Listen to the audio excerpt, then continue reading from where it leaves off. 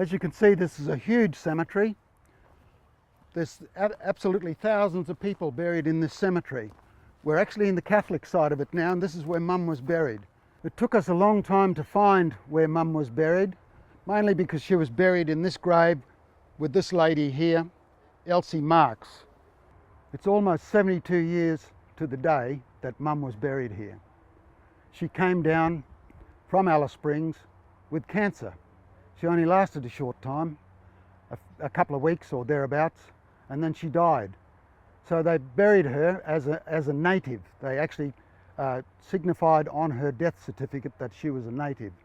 But she was a Catholic, so I guess they looked after her to some extent. And it was 72 years ago, almost to the day now, that she was buried here.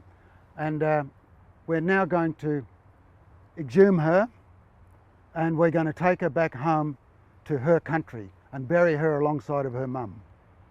And around about 30 years ago, my sister and my two brothers, Nora, Ted and Johnny, were responsible for finding this grave, and they were able to then get access to it to be able to put a headstone on it to let us know exactly where Mum was laid.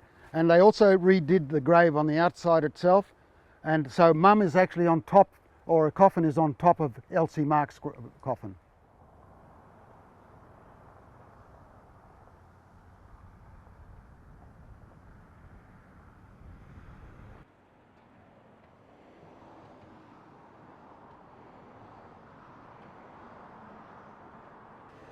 Well, myself and my son-in-law have just come from Adelaide.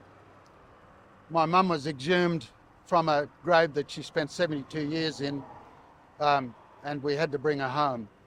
And we spent 24 hours on the road bringing her home, and it was a bit emotional, especially seeing the little coffin go in the back and then having to travel with it all the way. It was mixed feelings. It was sad and happy.